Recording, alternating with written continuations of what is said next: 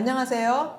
온라인 동대문 패션 페어의 스페셜 포럼 진행을 맡은 크리에이티브 팩토리의 한선희 대표입니다.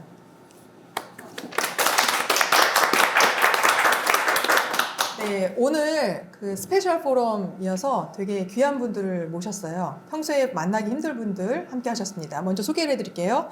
모비스 그룹의 모춘 대표님. 안녕하세요. 모춘입니다.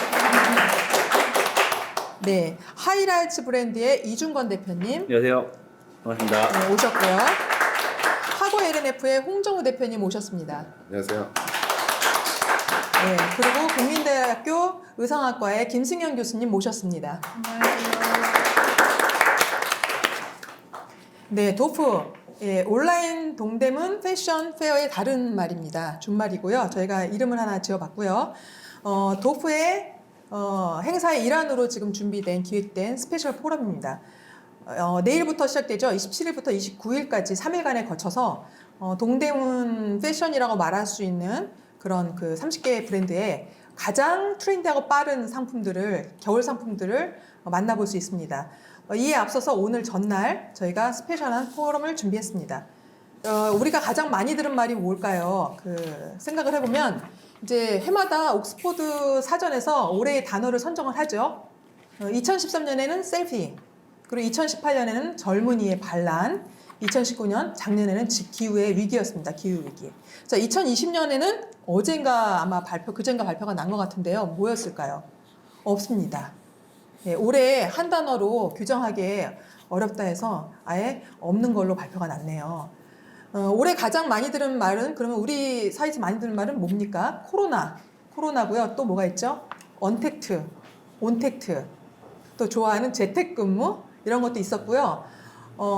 지금 뭐 2단계 이렇게 이제 거리두기 2단계 이렇게 되어 있는데 가장 또 우리가 겁내하는 셧다운도 있죠. 그런 것들이 지금 전 세계적으로 올 한 해가 가장 복잡단단한 한 해였던 것 같고요. 아직까지 지금 그 여파 속에 있습니다. 네트워크 포럼의 주제를 이렇게 잡았습니다.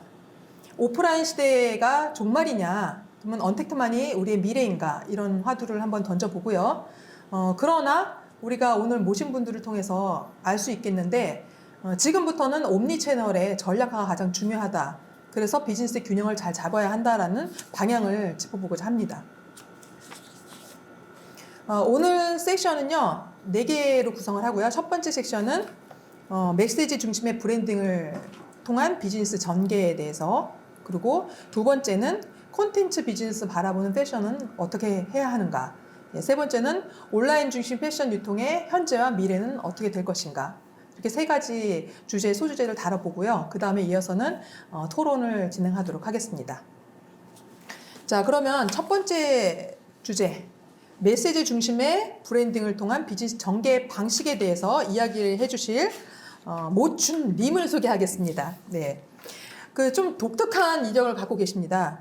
동화 일러스트 작가를 거쳐서 라인 프렌즈의 브랜디 디자인 팀장님 하셨고요. 최근에는 유튜버로도 활동하고 계십니다. 첫 번째 강연 듣도록 하겠습니다. 네, 안녕하세요. 저 모비스 그룹에서 크리에이티브 업무, 브랜딩 관련 업무 하고 있는 모춘이라고 합니다. 오늘은 이제 브랜딩 어떤 식으로 저희가 빌드업했나 간략하게 말씀드릴 건데 되게 소규모로 움직이는 거라 그냥 하나의 사례로만 이해해 주셨으면 좋겠고요. 어떤 일들 하는지 설명드리겠습니다. 우선 저희 섭외 받을 때 이 브랜드 때문에 이제 연락 주셨죠. 모베러웍스라는 일하는 사람들을 위한 브랜드를 하고 있고요. 보시는 것처럼 그 옷을 만들어 팔고 있고요. 옷만 파는 거는 아니고 이렇게 스테이셔너리 굿즈들도 만들어서 팔고 있고, 조금 멀리 가서 가구도 만듭니다. 가구만 만드는 건 아니고 맥주 회사랑 술도 만듭니다. 그리고 여러분들 그 SNS 많이 이용하시고 계시죠? 그 인스타그램이랑 이렇게 관련해서 굿즈들도 만들고 있습니다. 이렇게 이제 자사 브랜드만 하는 건 아니고요. 패션 쪽 지금 관련된 일들 많이 하셔서 많이 아실 건데, 그 한정판 신발 거래 플랫폼이죠. 크림. 여기에 이제 브랜드 경험도 설계해서 BX 부분에 참여하기도 했고요. 뭐 글로벌 브랜드죠. 구글의 뭐 페스티벌에 깃도 뭐 제작하기도 하고 이렇게 산출물로만 보면 되게 두서없이 여러 장르를 넘나들면서 일하고 있습니다. 근데 저희를 바라봐 주시는 분들은 저희가 되게 좀 일관된 플레이를 하고 있다? 그런 말씀들을 되게 많이 하셔서 왜 그렇게 느껴지시는지에 대해서 한번 오늘 썰을 한번 풀어보려고 합니다. 그래서 저희가 다른 디자인 스튜디오들이랑 조금 다른 면이 그 오늘 대표님께서 말씀 주신 이 모티브라는 채널인데요. 유튜브 채널인데요. 그 이제 1년 조금 넘었어요. 이 채널을 시작한 지. 그래서 저희가 브랜드를 만드는 처음 고민부터 고민의 굉장히 찌질한 그 상황들을 다 세세히 기록해서 그 여러분들에게 공유하고 그 기록했던 채널입니다. 지금 그래도 조금 성장해서 지금 한 3만 명 정도 되는데요. 이 부분이 오늘 제가 주력해서 말씀드리고 싶은 부분입니다. 그 1년 전입니다. 제가 일을 굉장히 좋아하는데 여러 가지 상황으로 퇴사를 하게 됐고 이제 뭐 먹고 살 건가 그거를 이제 새벽에 굉장히 고민해서 이제 기획한 회의고요. 이때는 브랜드를 만들지 뭐 어디 뭐 다시 취직을 할지 뭐 그런 것도 되게 이제 그 결론이 안 난 상태였는데 그런 과정들을 굉장히 깊게 고민을 했고 제가 잘하는 게 뭔지 제 전문 분야가 뭔지 그런 거에 대한 것도 스스로 좀 분석하기도 했고요. 그렇게 이제 잘난 부분만 분석한 거는 아니고 제가 좀 못난 거 저의 취약 부분 그런 부분에 대해서도 되게 조금 솔직하게 오픈하고 좀 이야기를 나눴습니다. 그러면서 그런 과정을 통해서 브랜드라는 게 이제 제 커리어상에서 브랜드를 빌드업하는 게 주 업무였기 때문에 다시 브랜드를 한번 런칭해보자 그렇게 귀결이 됐고 그런 과정에서 저의 캐릭터를 좀 특장점을 살릴 수 있는 이런 모베러웍스라는 브랜드를 만들게 됐습니다. 이때까지가 한 3개월 정도 됐을 때인데 이때 실제로 시청해 주시는 분들은 제가 어떤 물건을 팔 거고 뭐 어떤 형태의 채널을 이용할 건지도 몰랐었죠. 그냥 이런 사람이 있다, 이렇게 조금 약간 덜 떨어진 애가 있다. 그런 애가 어떤 물건을 만든다 그 과정만 좀 보였던 거죠. 그래서 이제 브랜드를 런칭하는 과정에서는 좋은 모습만 보였던 건 아니고 지금 이거는 공장 가다가 사고 난 거거든요. 사고 난 상황도 보여주고 뭐 이렇게 제품을 만드는데 실수해서 다시 재생산하는 과정도 찍고 그런 과정 속에서 지금 저희 마스코트인데 이런 산출물을 내게 됐죠. 그리고 저는 실제로 아까 말씀드렸던 것처럼 일을 좋아하지만 일을 잘하는 방식에 대해서 되게 고민하고 있었고 그런 저의 성향을 캐치프레이즈로 좀 표현한 건데 이거를 핵심적으로 메시지를 좀 뽑게 됐죠, 브랜드에서. 그래서 이런 산출물을 냈는데 상당히 반응이 좋았습니다. 오늘 이 포럼을 시청하시는 되게 기술적으로 뛰어난 분들이 많으실 건데 뭐 의류에 대해서 제가 그분들보다 기술적으로 뛰어나냐 하면 그렇지는 않은 것 같아요. 그런데도 되게 큰 방향이 있었습니다. 올 5월에 했던 행사인데 이때 열흘 저희가 행사를 했습니다. 근데 7,000분? 8,000분이 오셨죠. 그래서 저희 되게 감사하고 놀랐는데 왜 그랬을까라고 생각하면 방금 말씀드린 그 메시지를 이야기를 되게 중점적으로 좀 소구했던 거 아닌가? 그러니까 제가 했던 고민이 보시는 분들도 상황은 다르지만 비슷한 그 생활인으로서 했던 고민을 응원하고 같이 즐겨주셨던 거 아닌가. 그래서 이 행사 이후에 그 자발적인 확대 재생산이라고 하더라고요. 그런 표현을 쓰는데 SNS에서 저희의 이야기를 이렇게 많이 퍼뜨려 주셨더라고요. 그래서 최근 시장에서 굉장히 과포화된 시장이잖아요, 브랜드가. 이 사례를 통해서 깨닫게 되는 부분이 있었습니다. 지금 유니클로인데요. 유니클로는 굉장히 가성비가 높은 브랜드로 유명하죠. 굉장히 합리적인 가격이랑 뭐 스큐도 굉장히 다양하고 근데 여기랑 동일한 선상에서 우리 브랜드가 게임을 할 수 있을까? 하면 그렇지 않은 것 같아요. 또 여기 이 명품 브랜드인데 이렇게 오래된 전통의 어떤 브랜드 가치를 우리는 갖고 있지 않고 그러면 굉장히 니치 마켓이라고 표현하는데 내 이야기에 귀 기울일 수 있는 어떤 그런 메시지에 굉장히 집중을 해야 되는 거 아닌가? 브랜딩이라는 게 그런 생각을 조금 했고요. 오늘 저의 이야기를 좀 핵심적으로 좀 나타낼 수 있는 한 장의 장면이라고 생각해서 가져왔는데 좀 가을 운동회 상황입니다. 좀 개주 경기고 엎치락 뒤치락 지금 막 누가 1등 할지 굉장히 지금 동네 사람들이 이제 집중하고 있는 상황인데 이 상황에서 우리 아빠는 누구를 응원할까요, 대표님? 아빠는 자기 자식 응원하겠죠. 그렇죠. 짠 듯이 맞습니다. 저 뒤에서 어벙하게 꼴찌하고 있는 우리 딸을 응원하겠죠. 저는 이런 상황이 그 사용자와 브랜드 간의 관계에서도 굉장히 중요하다고 생각합니다. 그리고 저희가 소규모로 움직이는 팀한테는 그렇게 사용자와의 그런 어떤 정서의 교감을 만드는 단단한 작업이 선행되어야 된다, 비즈니스에서. 그거를 중요하게 생각해서 저는 이제 유튜브를 통해서 그런 저의 성향에 대해서 이야기하게 되었습니다. 네, 모추님의 말씀 잘 들었습니다. 그 공감대를 형성하는 게 핵심인 것 같은데요. 저 또한 공감대를 느꼈습니다. 아삭. 네. 잘 팔릴 것 As 같아요. slow as possible. 감사합니다. slow. 네. 그리고 small work, big money. 너무 좋죠. 예. 이 공감을 만들어내야 되는 스토리에 대해서 말씀을 해주셨고요. 네, 감사합니다. 다음 섹션으로 넘어가도록 하겠습니다. 두 번째 섹션은요, 오프라인에 대한 얘기를 조금 더 해보려고 해요. 우리가 지금 온라인 시대라고 해서 어떻게 보면은 한국 패션이 그동안은 오프라인을 기반으로 발전을 했죠. 근데 이제는 오프라인을 버려야 되겠는가 이런 얘기들을 많이들 하세요. 그래서 과연 오프라인은 어떻게 해야 되는가 이런 얘기를 한번 들어보고 싶은데요. 두 번째 연사분은 이제 하이라이트 브랜드 이중건 대표님이고요. 이 코로나 시대에 올해 브랜드를 런칭을 하셨어요. 어마어마한 사건이죠. 그것도 용감하게 오프라인으로 푸셨습니다. 예, 오프라인은 다 죽었어 하는데 이 브랜드는 오프라인에서 살았습니다. 그리고 성장을 하고 있고 성공을 하고 있고요. 이런 얘기를 한번 이중건 대표님 모시고 들어보도록 하겠습니다. 안녕하세요. 하이라이트 브랜드의 이윤건입니다.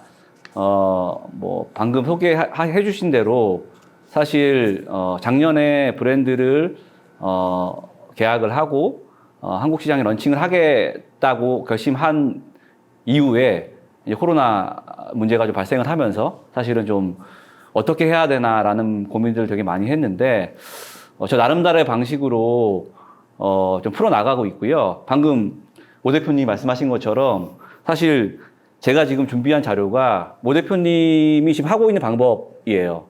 내용 들어보시면 이렇게 해야지 살아남을 수 있다라는 부분을 제가 이제 제도권 브랜드에서 있으면서 이렇게 패션 브랜드를 운영하는 거는 앞으로 좀 힘들겠다라는 부분들을 좀 깨닫고 제가 사표를 내고 나와서 창업을 한 거고요.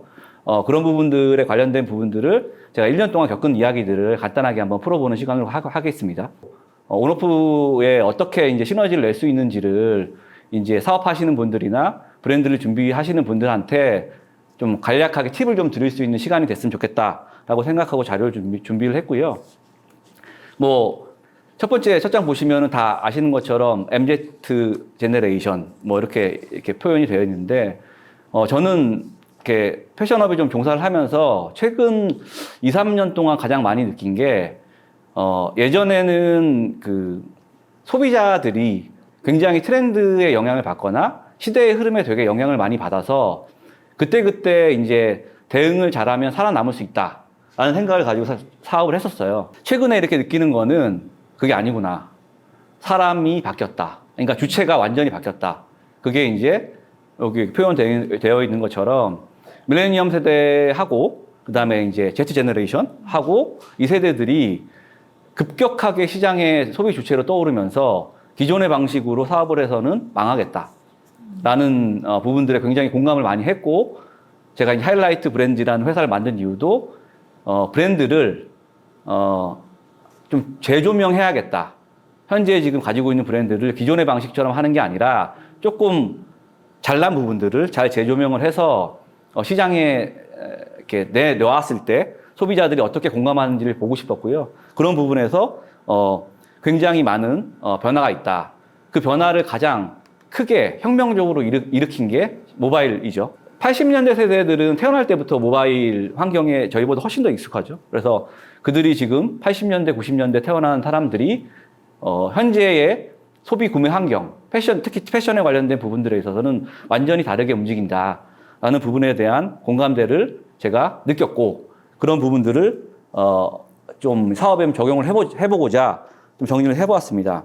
두 가지로 제가 좀 나눠봤어요. 패션 브랜드를 살 때 어떤 동기에 의해서 사느냐, 근데 그게 어떻게 변했느냐, 이 부분들 좀 짚어봤고요. 그리고 어느 환경, 어떤 환경에서 이 사람들이 사는지, 이 두 가지가 저희가 이제 이 브랜드를 운영하는데 굉장히 중요한 요소더라고요. 이게 결국에는 모 대표님이 아까 전에 소개해 주셨 보니까 팝업 스토어였던가요?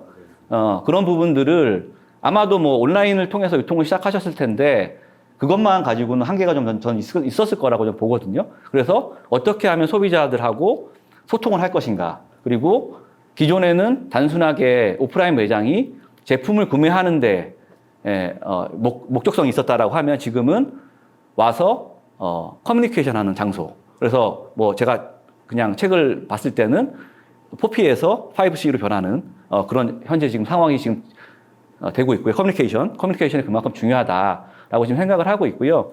그 두 가지를 제가 이제 생각했던 여태까지 이제 일을 하면서 느꼈던 것들을 가지고 어떤 부분들이 변했는지를 간단하게 좀 정리를 해봤습니다.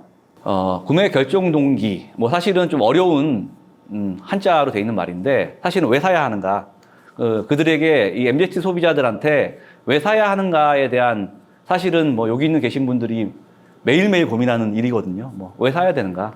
근데 사실은 지금까지는 상품을 구매한다, 제품을 구매한다라는 생각으로 사실은 공급자들이 공급을 했고, 소비자들도 어느 정도 거기에 맞게 뭐 추워지니까 사야 되고, 그렇죠? 어디 놀러 가야 되니까 사야 되고, 사실 이런 쪽으로 소비 동인이 많이 움직였는데, 사실 사업을 이제 이렇게 본격적으로 하면서 많이 느꼈던 게, 진짜 소비자들이 컨텐츠를 소비하는구나.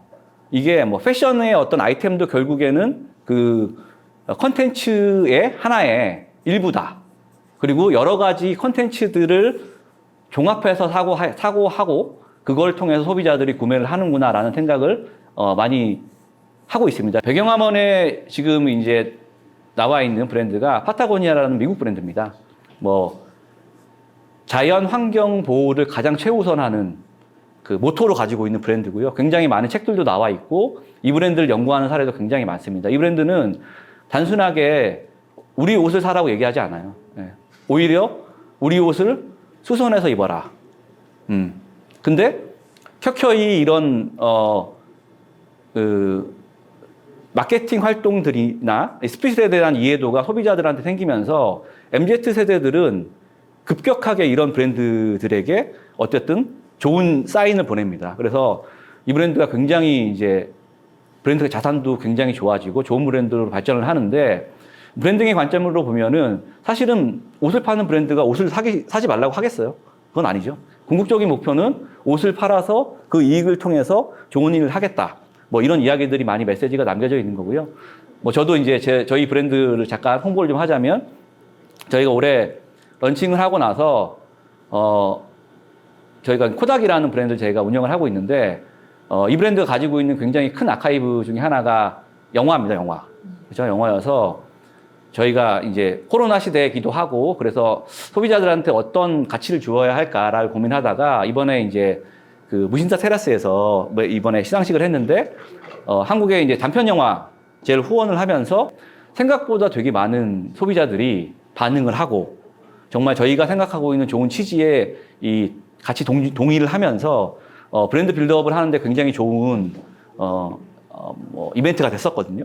그런 걸 보고 있으면 이제 소비자들은 단순하게 상품을 구매하라고 저희가 푸시를 해도 어차피 이거는 먹힐 수 있는 그런 소비자들이 아니다라고 좀 생각을 하고 있고요. 그래서 저희가 이제 브랜드 사업을 할 때는 소비자들이 원하는 결정 구매 동기에 대해서 정말로 잘 고민을 하고 이 부분들에 대해서 집중적으로 투자를 하지 않으면 사실은 첫 번째 스텝을 내기가 좀 어렵다라는 생각을 하고 있고요. 아까 전에 첫 번째 연사님 발표하신 그 브랜드 보면서 사실 제가 그 브랜드 제품들 봤었거든요. 그러면서 되게 예쁘다라는 생각을 했었는데 나중에 뭐 저희랑도 같이 협업도 해볼 수 있고 문화적인 이런 컬처적인 부분에서도 좀 많이 와닿는구나.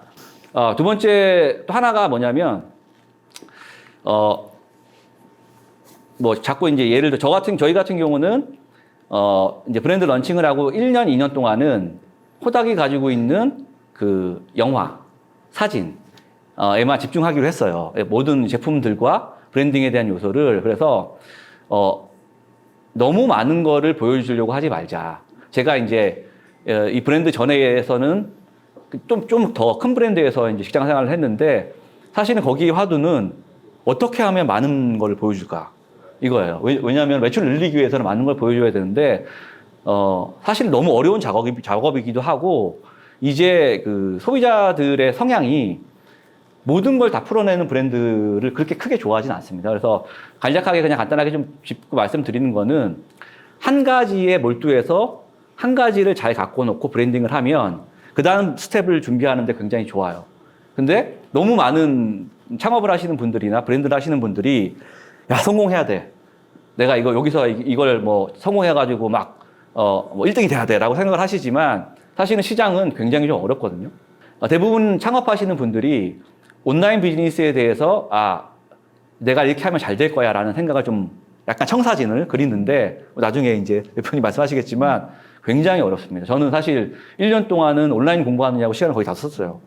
그래서 이걸 하다 보니까 이게 모든 10마리 토끼를 다 잡으려고 생각하지 말고 내가 진짜 잘하는 부분에 내가 정말 깊게 스터디를 해서 브랜딩을 하면 다음 스텝을 갈 수 있겠다라는 생각을 했고요. 또 하나, 많은 것을 한꺼번에 보여주려고 하지 말고 반드시 파일럿으로 테스트를 해봐야 됩니다. 테스트를 해보고 그 중에서 하다 보면 이제 실패하는 게 9개가 생기고 성공하는 게 한두 개가 나와요. 그거를 잘 갖고 와서 내가 이제 이 시장에서 나는 이런 사람이야 라고 보여줄 수 있도록 마케팅, 상품 이렇게 운영을 하게 되면 어쨌든 소비자들이 이 브랜드는 확실해. 이 제품 하나는 확실하고 이런 가치를 가지고 있어. 그리고 그런 레퍼런스들이 이제 소비자들 사이에서 쌓이면서 제품을 구매하는 동기에 어쨌든 레벨을 끌어올리는 역할을 하게 된다라고 생각을 합니다. 예, 여기까지가 구매 동기에 대한 이야기였고요.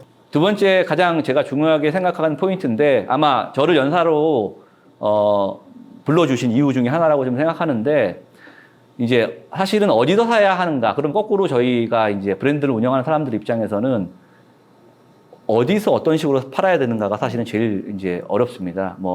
제가 용감하게도 오프라인 비즈니스를 시작을 했는데 제가 온라인을 잘하는 사람이 아니라고 생각했어요. 일단 첫 번째 가장 큰 이유가 그리고 너무나 잘하시는 분들이 많고 제가 여기서 버텨내기는 쉽지 않겠다라는 생각을 좀 했고 일단 온라인에서 공부를 좀 해보고 오프라인을 가지고 기름을 좀 부어보자라는 생각으로 브랜드를 셀렉을 했고요. 그 셀렉한 브랜드를 가지고 이제 지금 전개를 하고 있습니다. 간단하게 말씀드리면 가장 중요하게 생각하는 거 지금 소비자들의 패턴을 보면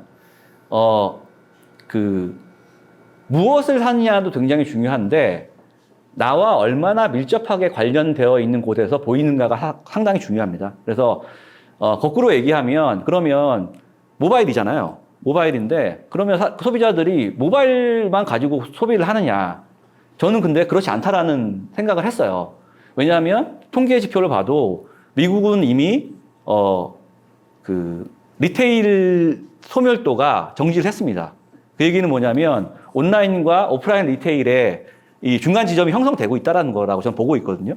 한국에서도 좀 비슷하게 될 텐데 지금 이제 렌트 비용들이 굉장히 많이 지금 이제 절충이 되고 있고요. 저는 이제 거꾸로 이런 MZ 세대들이 그동안 이제 오프라인에서 구매를 했던 패턴들이 없었지만 오프라인에서 구매하는 건 행위 자체를 굉장히 즐거워한다라는 생각을 좀 했습니다. 그래서 거기에 맞게 어떻게 우리가 다양하게 소비자들을 이렇게 이제 서라운딩 하느냐, 이거가 굉장히 중요하다고 판단을 했고요. 그거 핵심이 되는 부분들은 무조건 어떤 지점에서든 그 사람들이 편리하게 구매를 할 수 있도록 만들어내는가, 그리고 얼마나 친숙한가. 근데 그거는 온오프랑 상관이 없습니다. 온라인에서 친숙하면 오프라인에서도 친숙하게 돼 있거든요. 그리고 오프라인에서 친숙하면 온라인에서 친숙하게 돼 있고, 저희 같은 경우는 실제로 온라인 매출, 대부분 다 그러실 거긴 한데, 저희 같은 경우는 온라인의 월요일 매출이 제일 좋아요.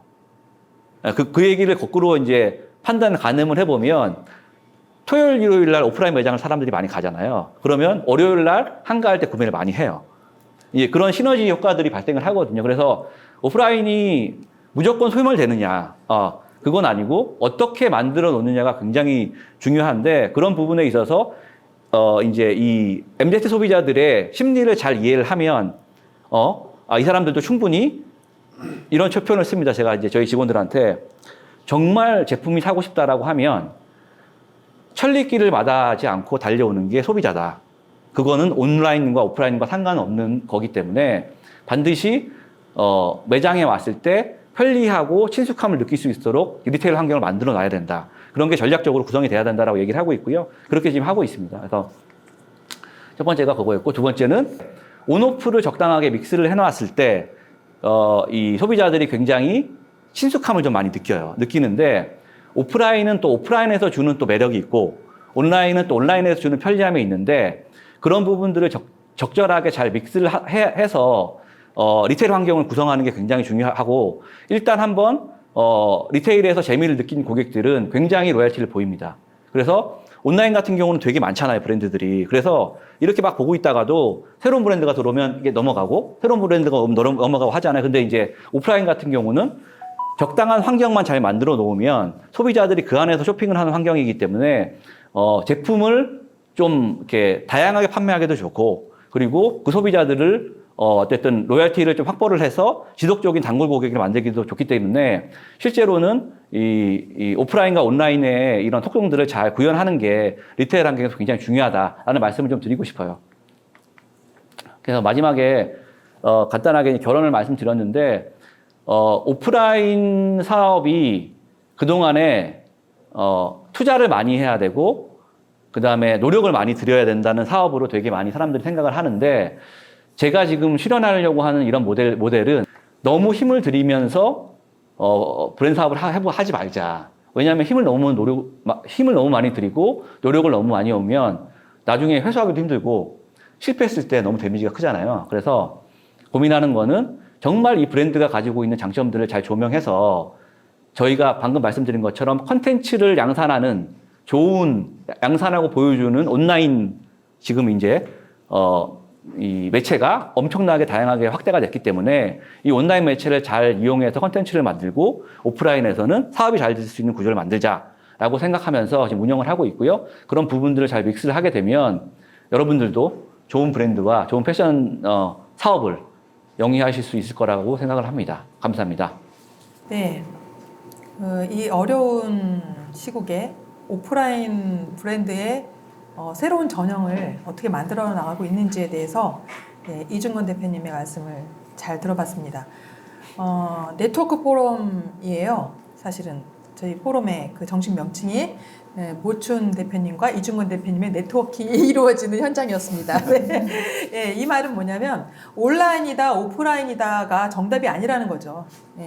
어떻게 적절히 브랜드의 경험치, 제품, 서비스를 다 잘 표현해 줄 수 있는가 하는 부분들을 고민해 봐야 될 것 같습니다. 이제 세 번째 섹션으로 넘어가도록 하겠습니다. 세 번째는요, 이제 플랫폼에 대한 얘기를 해볼 건데요. 온라인 플랫폼입니다. 이 브랜드가 런칭했을 때 제일 궁금해서 이 홍 대표님 너무 보고 싶었거든요. 저는 개인적으로. 근데 오늘 포럼에서 이제 뵙게 되니까 너무 영광이고요. 이력을 제가 쭉 보니까 하실만 했다라고 생각이 들어요. 일단 재무 쪽을 일을 하셨었고요. 재무, 돈에 대한 재무. 그 다음 패션 본부 쪽에서 일을 하셨습니다. SK 쪽에서. 그래서 제가 생각하기엔 기대하기로는 돈이 되는 플랫폼이 만들어지지 않았을까라는 생각을 해보면서 어떤 하고가 이제 만들어졌고 앞으로 어떤 방향을 보고 계신지에 대해서 간략히 들어보도록 하겠습니다. 홍정호 대표님이십니다. 안녕하세요. 저 홍정호입니다. 지금 두 분이 너무 말씀을 잘해주시고 이렇게 굉장히 인사이트를 갖고 말씀을 해주셨는데 저는 사실 그런 인사이트보다는 지금 어떻게 보면 패션 쪽에 비즈니스 하는 사람들이 굉장히 당면한 과제에 대해서 제가 했던 경험하고 그리고 또 지금도 하고 있는 고민에 대해서 좀 말씀을 드리려고 하는데요. 저도 옆에 이제 이중권 대표님처럼 오프라인 쪽을 기반으로 한 패션 쪽에서 한 10년 이상을 일을 했습니다. 그래서 그 브랜드들이 굉장히 규모가 크고 글로벌 브랜드들이고 그렇게 규모 큰 비즈니스 오프라인에서 하다가 2014년 정도에 이제 그 당시에는 뭐 이제 대기업의 뭐 책임 뭐 이런 부분도 있고 또 국내 브랜드를 한번 해외에서 성공시켜 보자. 근데 그 대상이 기존 브랜드가 아닌 신진 디자이너 브랜드로 한번 같이 가보자. 그래서 스티브 제이 앤 요니피라는 사람들을 만나서 이제 그 브랜드를 인수를 해서 처음 이쪽 신진 디자이너 브랜드의 세계 그리고 온라인의 세계에 대해서 이제 좀 알게 됐죠. 그래서 가능성이 굉장히 있겠다는 생각을 많이 하다가 2015년에 메르스가 터진 다음에 오프라인 매출이 급격히 감소했습니다. 근데 그게 메르스가 진정되면은 올라갈 줄 알았는데 오프라인 쪽 매출이 계속 회복이 되지 않았거든요. 그 당시에 뭐 온라인 쪽은 급속히 발전을 하고 있었고 그래서 이제 온라인 비즈니스가 이제 길이다. 그리고 나와서 이제 온라인 비즈니스를 시작을 했는데 제가 그 과정에서 굉장히 시행착오를 많이 거쳤습니다.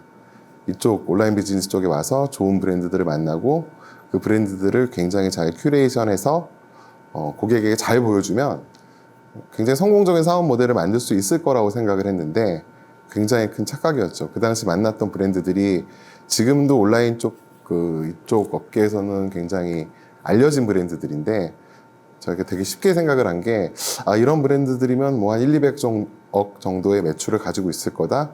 그 중에 초반에 10%만 제가 점유를 해도 어느 정도 사업의 구조를 만들 수 있겠구나라고 생각을 했는데 그러고 시작하고 보니 제가 생각했던 것과 굉장히 틀렸습니다. 그 이유가 온라인 비즈니스 특히 이제 저희 학고 같은 경우는 여성복 위주의 사업을 하고 있는데 여성복 브랜드들이 생각보다 규모가 굉장히 작습니다. 제가 생각했던 거에 한 10분의 1 수준도 안 되는 규모를 가지고 있더라고요. 근데 지금 현재 그게 제가 고민했던 게 3, 4년 전인데 지금 현재는 어떠냐? 아직도 여성복들의 규모는 그 정도밖에 안 됩니다. 제가 지금 얘기하고 싶은 게 좀 암울한 얘기가 될 수도 있는데 온라인에 대한 특히 패션 쪽은 환상을 굉장히 좀 버리셔야 합니다. 진입장벽이 굉장히 낮고 굉장히 많은 브랜드를 보여줄 수 있는 장점이 있다고 온라인을 이제 생각을 하시는데 실제로는 그렇지가 않습니다. 국내에서 온라인 패션 플랫폼을 하는 굉장히 유명한 사이트들도 기본적으로 체류 시간이 5분이 넘지 않습니다. 그리고 그 첫 번째 메인 화면이라고 그러죠. 메인 화면에서 이탈하는 확률이 거의 절반에 가깝습니다. 그렇다는 얘기는 결국 메인 화면에서 보여줄 수 있는 브랜드는 기껏해야 40개에서 50개밖에 되지 않고 입점되어 있는 브랜드는 보통 2,000개에서 3,000개 브랜드가 입점이 되어 있죠. 그리고 매일 10개 이상의 브랜드가 요즘 생긴다고 하고 있거든요. 그러면 아까 이중권 대표님이 말씀하신 것처럼 온라인에서 보여줄 수 있는 기회라는 건 점점 좀 줄어듭니다. 그래서 브랜드들이 성장을 하는 게 그렇게 좋은 환경이 아닌 거죠. 반대로 이제 아까 얘기했던 오프라인 같은 경우는 백화점은 200~300개 브랜드를 가지고 있고 한번 들어가게 되면 최소한 1시간 반에서 2시간을 고객을 잡아놓는 효과가 있는 거죠. 그러니까 아무리 안 좋은 위치에 이름 없는 브랜드라도 고객한테 노출할 수 있는 기회가 있는데 온라인은 실질적으로 그렇지 않습니다.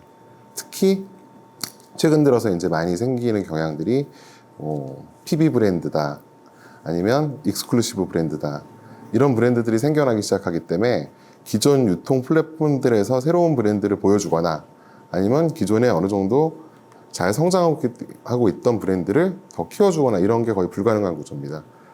온라인 시장 마켓 전체는 커지고 있지만 개별 단위 브랜드의 성장률은 굉장히 지금 안 좋은 상황이거든요. 근데 이게 좀 착시 효과처럼 전체 플랫폼의 거래액이 커지니까 온라인이 굉장히 커지는구나라고 생각을 하는데 그런 기대를 갖고 온라인 쪽에 그냥 진입을 하시면 저는 솔직히 100점 100패라고 생각을 합니다. 심지어 3년 전에 굉장히 잘했던 브랜드들도 지금 다 정체기를 맞거나 약간의 쇠퇴기를 맞고 있거든요.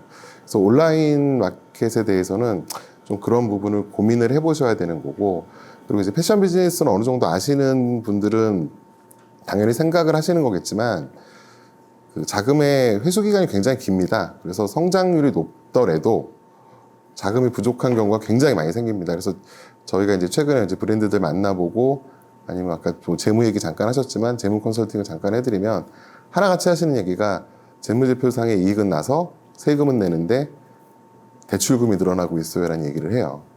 그러니까 현실적으로 이 브랜드 비즈니스에서 자금을 잘 회전시키고 돌리는 게 얼마나 어려운지를 생각 안 하시고 이쪽 비즈니스에 들어오시는 분들이 굉장히 많거든요. 그래서 그런 점도 좀 고민을 해보셔야 되는 것 같고, 그리고 이제 그 또 브랜드에 대한 얘기만 했으니까 제가 플랫폼에 대한 얘기도 말씀을 드릴게요.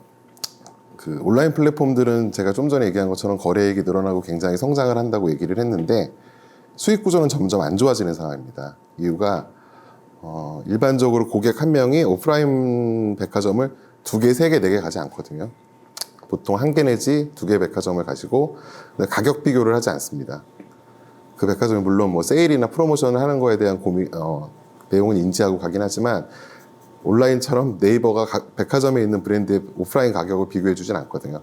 근데 온라인 같은 경우는 보통 일반적으로 조금 규모가 있는 브랜드는 10개에서 11개 정도의 플랫폼에 입점을 합니다. 그러면 모든 플랫폼들은 똑같은 상품을 파는 거죠. 그 다음에 할 수 있는 거라고 유일하게 할 수 있는 게 가격 경쟁밖에 없습니다. 그러다 보니 쿠폰을 남발하게 되고 플랫폼이 거래액은 커지는데 수익력은 점점 안 좋아지고, 또 아까 말씀드린 것처럼 브랜드는 노출이 안 되기 때문에 성장을 못하고, 지금 어떻게 보면 굉장히 악순환 구조로 들어가고 있는 거거든요. 그래서 이제 고민을 해야 되는 게 온라인만 믿고 이쪽 마켓에 들어오시면 절대 안 되고 오프라인 마켓을 당연히 아까 이중권 대표님 말씀하신 것처럼 생각을 해야 되는데, 이제 온라인 중심 브랜드들이 가끔 착각하는 게 우리가 오프라인에 가기 위해서는 이런 준비를 해야 돼. 뭐 이제 스타일 수라고 그러죠. 시즌당 몇십 스타일 이상이 있어야지 오프라인에서 플레이할 수 있어. 프로덕트 믹스가 어느 정도는 돼야 돼. 이런 착각들을 하시는데 그러는 순간 망합니다. 100%. 온라인의 특성을 가지고 오프라인에서 플레이를 할 수 있도록 계획을 갖고 오프라인 유통하고 얘기를 해야지, 온라인에서 하던 브랜드들이 오프라인에 가서 오프라인의 규칙에 맞춰서 브랜드를 만든다? 그거는 저는 거의 다 실패라고 생각을 합니다. 그래서 저도 지금 이제 그런 부분이 굉장히 고민 중인데, 온라인 브랜드가 오프라인으로 가서 어떤 플레이를 하느냐에 대한 심각한 고민이 없는 상태에서 사업을 진행하시면 저는 100점 100%라고 생각을 하고, 또 지금 저희가 준비하고 있는 여러 모델들은 그런 온라인 브랜드들이 오프라인에서 어떻게 적응할 수 있는지, 온라인의 규칙에 맞춰서 오프라인에 가서 플레이할 수 있는 방법을 여러 고민을 하고 있으니 뭐 관심 있으신 분들은 이제 나중에 얘기를 해주셔도 되고요. 그리고 마지막으로 이제 그 제가 하고라는 플랫폼을 만들면서 생각했던 부분이 앞에 얘기했던 여러 가지 문제점들을 어느 정도 보완할 수 있지 않을까라고 생각을 했는데, 일반적인 공산품 중에서 가장 그 원가 대비 소비자가 배수가 큰 게 패션인 거는 대부분 아실 거예요. 근데 그럼에도 불구하고 패션 브랜드들이 영업이익률이 10%가 넘지 않고 아까 제가 말씀드린 것처럼 굉장히 현금 부족 현상이 일어나거든요. 그래서 제가 생각했던 게 이제 펀딩이라는 모델인데, 이 펀딩이라는 모델 자체는 브랜드한테는 생산 자금을 선지급할 수 있고 또 재고에 대한 리스크를 완전히 없앨 수 있는 모델이고요. 고객한테는 그 재고에 대한 리스크가 없는 만큼에 대한 가격 할인 혜택이 있는 거죠. 그러니까 뭐 펀딩, 요즘 크라우드 펀딩에 대해서 굉장히 이제 많은 시도를 하고 있는 사이트들이 있는데, 패션 쪽 같은 경우는 그 감도를 유지하면서 펀딩을 하는 게 굉장히 중요하기 때문에 저희가 뭐 작은 규모로 하고 있지만 뭐 앞으로도 굉장히 성장 가능한 모델이라고 생각을 합니다. 그래서 일단 뭐 그래서 지금 간략하게 제가 경험한 바에 대해서 말씀을 드렸는데 너무 부정적인 얘기만 한 것 같아서 조금 죄송하긴 하지만 더 잘 준비를 하셨으면 좋겠다는 차원에서 말씀을 드린 거니까 이해해 주셨으면 합니다. 감사합니다. 네, 홍 대표님이 감도 유지라는 말씀을 해주셨는데 패션 여성복 특히 감도가 중요하죠. 저희가 이제 디자이너 브랜드들의 어떤 클라우드 펀딩을 올해 해보면 가장 큰 이제 어려움을 겪는 게 내 브랜드가 갖고 있는 감도라든지 뭐 이런 것들을 충분히 노출할 플랫폼이 없다라는 분들 많이 얘기를 해요. 그래서 이게 만약에 이제 클라우드 펀딩도 하나의 플랫폼으로 안착되고 확산된다면 그런 부분까지도 또 중요한 시장으로 여겨지기도 합니다. 네, 네, 말씀 잘 들었습니다. 다음 섹션으로 넘어가도록 하겠습니다. 네, 네 번째 섹션 들어가도록 하겠습니다. 네 번째는요, 앞에 이제 연사 세 분께서 이제 전문가 의견을 주셨는데, 네 번째에서는 이제 저희가 주제 토론을 진행을 해보도록 하겠습니다. 오늘 주제 토론을 진행해 주실 분은 국민대학교 의상디자인과의 김승현 교수님 모셨습니다. 네. 김승현 교수님은요, 최근까지 동대문 패션 활성화 방안에 대한 연구를 하셨고요. 그리고 현재 지금 도프, 동대문, 온라인 동대문 패션 페어의 그 진행에 있어서, 운영에 있어서 그 자문과 그 운영위원장을 맡고 계십니다. 그러면 교수님이 토론을 맡으셔서 주제를 조금 한정적으로 좁혀서 서울과 패션과 콘텐츠 이런 키워드로 한번 들여다 보도록 하겠습니다. 안녕하세요. 저는 김승현입니다.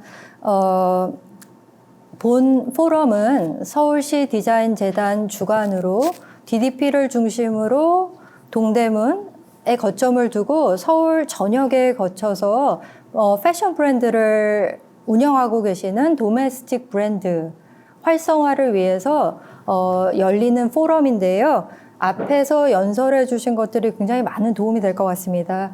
저는 지금부터 한 분께 이제 질문을 좀 드릴 건데요. 제일 처음 모티비 대표님께 먼저 질문을 드리겠습니다. 강연해 주신 내용 중에서 수용자 중심의 메시지를 만들고 교감하는 것의 중요성에 대해서 말씀해 주셨는데요. 이제 어떤 해당 상품이 있을 때 그것에 적합한 메시지를 개발하실 때 가장 중요하게 생각하시는 점이 무엇이고 또 그 다음으로 중요한 것은 메시지를 확산시키는 것이겠죠. 근데 그것을 확산시키는데 효과적인 전달 방법에 대해서도 좀 말씀해 주시면 감사드리겠습니다. 저희 팀 멤버들끼리 우리 팀, 우리 브랜드의 그 주력 상품이 뭔가에 대해서 되게 이야기를 많이 하고 있는데 저희 결론은 그냥 우리는 메시지를 팔고 있다, 이야기를 팔고 있다는 이야기를 내부적으로 많이 하고 있습니다. 그래서 그 어떤 상품을 잘 팔기 위해서 메시지를 만든다기보다는 그 메시지를 좀 잘 전달하기 위해서 그거에 맞는 도구로서 상품을 좀 기획하는 앞뒤가 좀 바뀐 경우가 많고요. 결국에는 그 메시지라는 거는 내가 무슨 이야기를 하고 싶은 거지? 혹은 무슨 이야기를 잘하는 거지?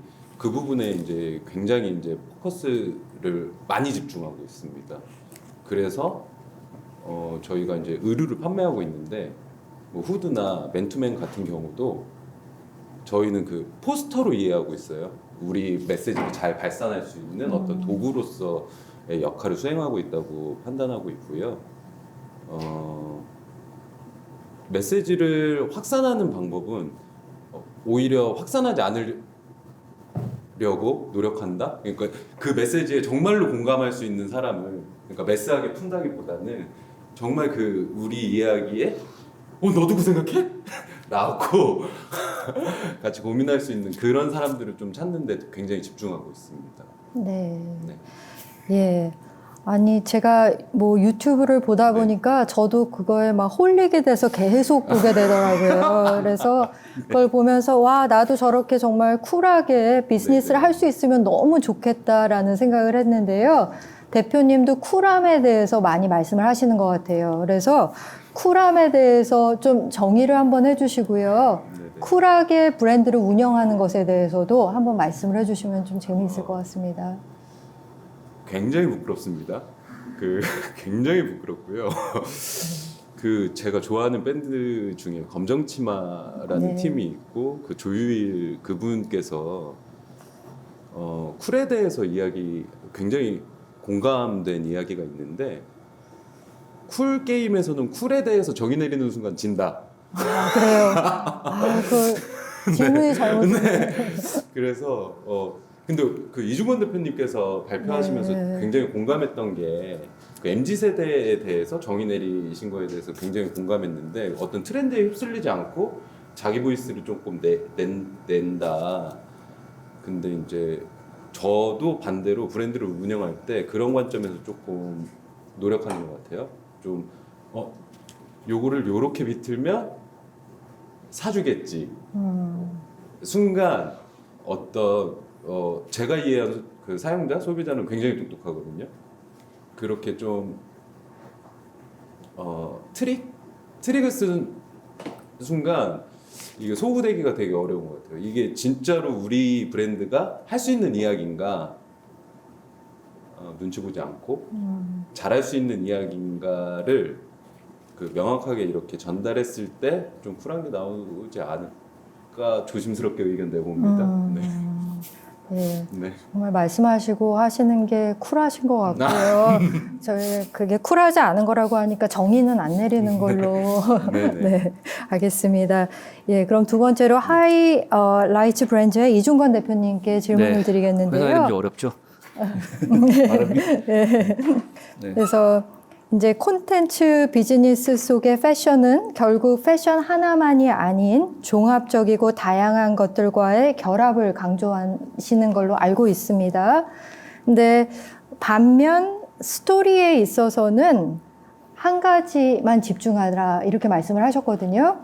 그래서 그것이 어떤 의미인지, 마케팅적인 의미인지 아니면 상품적인 이야기이신지 그 부분에 대해서 좀 여쭙겠습니다. 조금 이제 원 스토리를 이야기하면서 다양성을 이야기를 하는데 브랜드의 이제 방금 모 대표님 말씀하신 것처럼 브랜드가 소비자들한테 전달할 수 있는 메시지는 하나여야 된다는 이야기고요.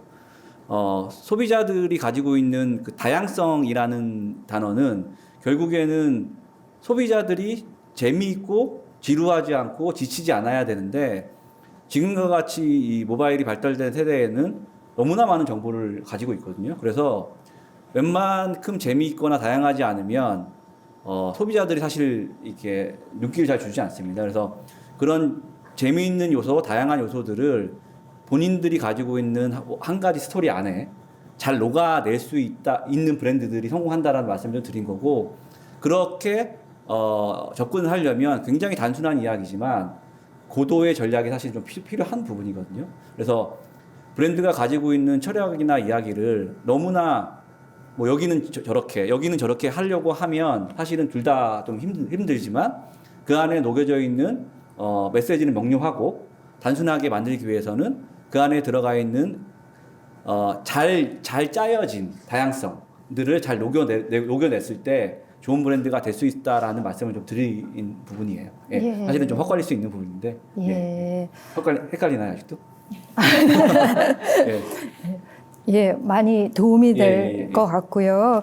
그래서 제가 그냥 간단하게 보니까 어떻게 다양한 가능성 중에서 어떻게 코닥을 선정하셔서 그거를 어페럴까지 가지고 가셨는지, 그 다음에 제가 또 읽어보니까 지금 폴라로이드랑도 뭘 할 계획이 있으신데, 사진관처럼 뭐. 예, 그러면서 지금 뭐 단편 영화제도 예.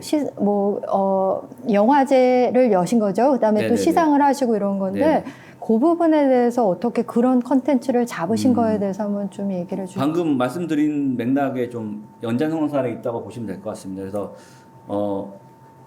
첫 번째 질문 왜 코닥이라는 브랜드를 선택을 했냐라는 질문은 그 사람들의 이 니즈가 젊은 사람들 특히 젊은 사람들의 니즈가 예전의 것이라는 것에 이제 묘한 매력을 느끼는 시대가 왔다라고 저는 생각을 했거든요. 그러면서 제가 이제 출장을 다니면서 여기저기 사람들을 보면서 코닥이라는 브랜드가 글로벌 브랜드들과 콜라보레이션 작업들을 하는 것을 제가 좀 봤어요. 보면서 내가 저 브랜드를 한번 가져와서 해보면 되게 재미있게 풀어낼 수 있겠네라는 생각이 좀 들었고요. 뭐 뜰는 브랜드긴 하지만 사실은 아니 뭐 재밌는 얘기인데 에디슨이 있었던 시대에 나온 회사예요. 그러니까 사실 어떻게 보면 되게 네네네, 오래된 네. 느낌인데 인류 역사를 바꿔놓은 회사기도 하고 저 브랜드를 내가 통해서 뭔가 소비자들한테 재밌는 이야기거리를 던져주면 MZ세대 소비자들은 재미있어 할 것 같고 저처럼 40, 50대 뭐 이렇게 되신 분들 기억나시죠? 뭐 제가 그 요번에 저희 제품 중에 히트 아이템 중에 하나가 이렇게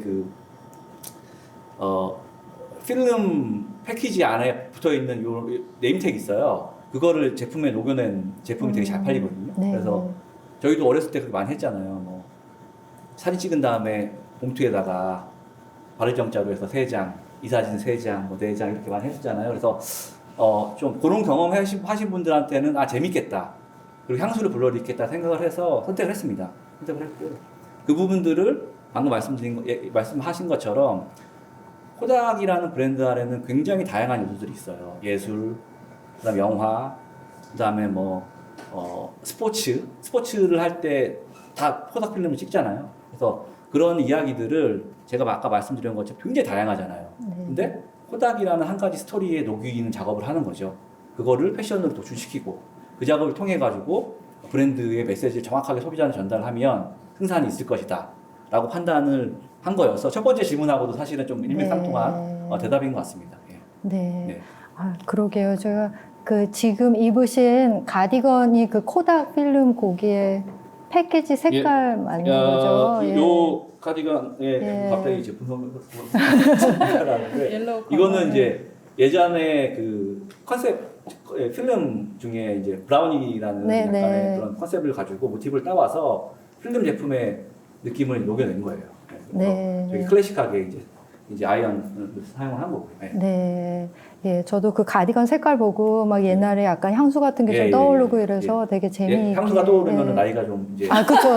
저는 X세대 이전이라 가지고. 네. 그래서, 네. 좋은 말씀 감사드립니다. 네. 답변 감사드립니다. 그럼 이제 마지막으로 이제 하고 대표님, 홍정우 대표님께 질문을 드리겠습니다. 일단은 플랫폼에서 사실은 제가 제일 관심 있게 봤던 게 이제 펀딩 하시는 것이었던 것 같아요. 그래서, 펀딩 하시면서 뭐 다양한 뭐 펀딩하는 게 있지만 패션 쪽에서는 사실은 흔한 일은 아니었던 것 같고요. 그리고 그렇지만 브랜드의 입장에서는 선주문, 후생산이라는 그런 생산 시스템은 굉장히 이상적인 시스템이라고 생각을 합니다. 근데 이게 펀딩을 아무나 할 수는 없는 거니까요. 그다음에 또 채택되기도 어렵고 펀딩할 제품을 선택하실 때 어떤 부분을 굉장히 중요하게 보시고 성공하려면 또 어떤 것이 굉장히 또 충족이 돼야 되는지에 대해서 좀 조언을 부탁드리겠습니다. 일단 이제 펀딩을 하려면 굉장히 중요한 요소 중에 하나가 현재 시즌보다 앞서가야 돼요. 네네. 그러니까 5월 달에 고객들이 입을 만한 옷을 이미 2월 말이나 3월 초에 기획을 하고 3월 말에는 촬영을 하고 그 다음에 상품을 보여주고 고객의 주문을 받고 생산에 들어가야 되기 때문에 선기획할 수 있는 역량이 무엇보다 중요한 것 같고요. 그리고 또 일반적인 할인이 아니라 제가 아까 말씀드린 것처럼 재고의 부담을 줄이면서 그 부분을 고객에게 돌려주는 거기 때문에 퀄리티가 되게 중요한 것 같아요. 잘못하면 네. 그냥 할인 제품 파는 네, 거라고 네. 오해를 하는 고객이 아직도 있을 수 있거든요. 그렇기 때문에 이제 퀄리티가 굉장히 중요하다는 부분 말씀드리고 싶고, 그리고 펀딩의 의미가 또 브랜드 전체한테도 끼쳐주는 영향이 있어요. 아까 말씀드린 것처럼 5월에 입을 옷을 이미 뭐 3월에 아니면 4월에 판매를 해보는 거거든요. 네.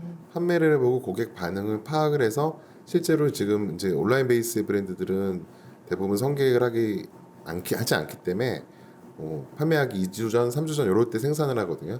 선반응을 봐서 생산할 수 있는 툴로도 굉장히 좋죠. 실제로 그렇게 반영하는 브랜드들이 있고, 어떤 상품을 펀딩을 했다가 펀딩이 끝난 다음에 컬러를 바꿔서 반응이 좋았던 거는 메인 시즌 상품에 넣는 경우가 굉장히 있어요. 그래서 그런 차원에서도 펀딩을 좀 적극적으로 활용을 하는 게 좋지 않을까, 뭐 이런 생각을 합니다. 예. 네.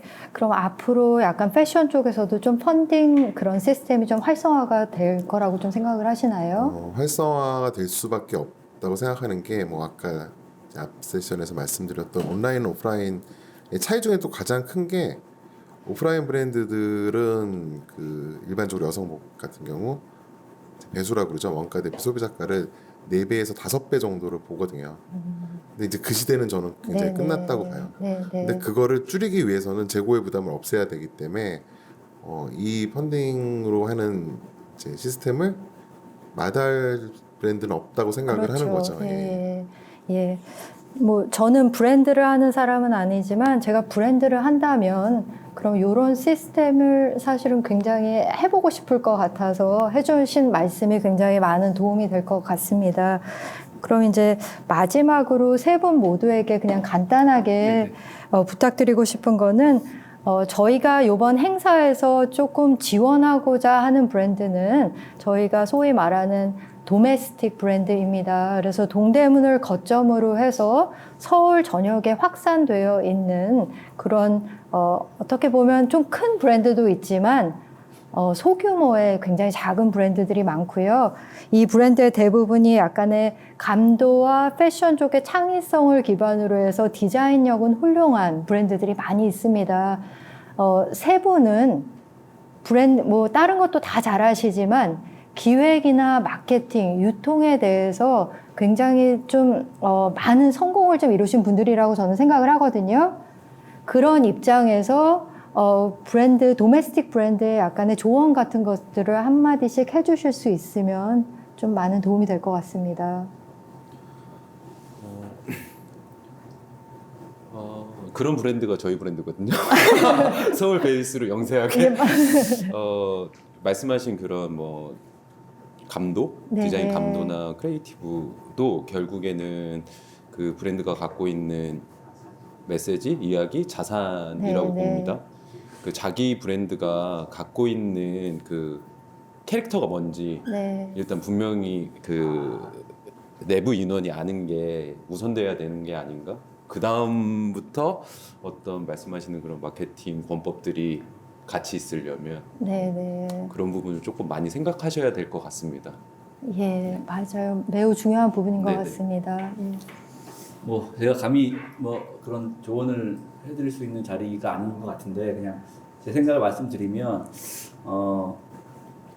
사실 업의 본질을 벗어나서는 사실 사업이 성공하기 좀 어렵거든요. 그래서 모든 뭐 많이 해주신 것처럼 본인 브랜드가 가지고 있는 제품 브랜드의 제품이 사실은 소비자들이 공감하는 좋은 제품이 아니면 단순한 단순한 마케팅이나 그런 뭐 유통을 가지고는 사실 영속할 수 없고 지속할 수 없기 때문에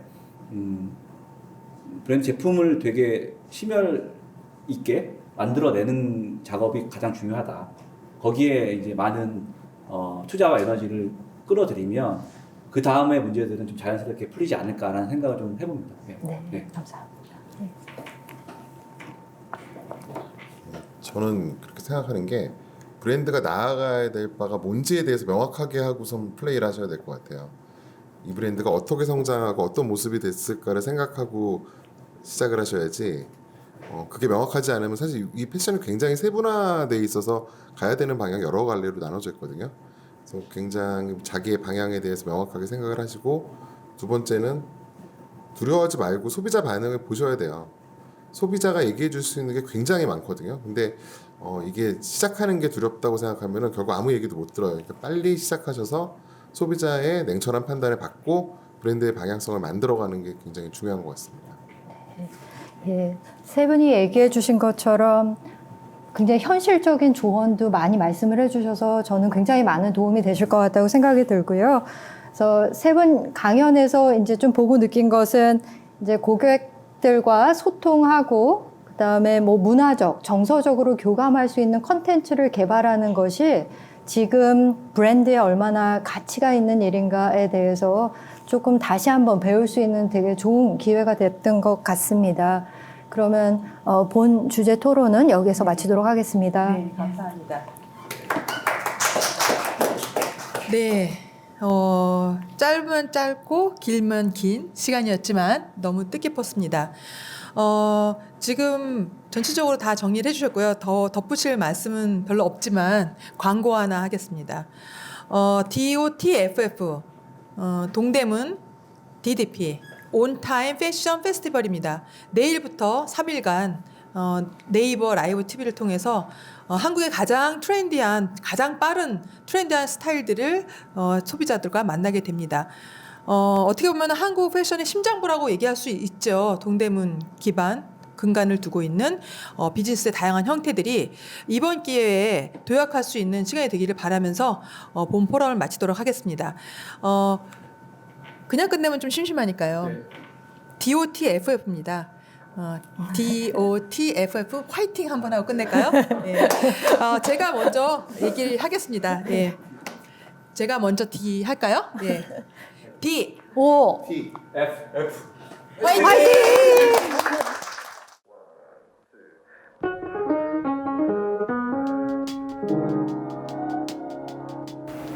안녕하세요. 모델 아이린입니다. 이번에 제가 동대문 온타임 패션 페스티벌 DOTFF 홍보대사가 되었습니다. 우와! DOTFF는 한국 패션의 심장인 동대문 그리고 서울 디자인 재단 주최로 동대문 기반 30개 패션 브랜드를 소개하고 라이브 커머스로 판매하는 패션 페스티벌입니다. 오늘 제가 DOTFF 옷을 직접 입어보려고 해요. 자, 그럼 이제 다음 장소로 이동해 볼까요?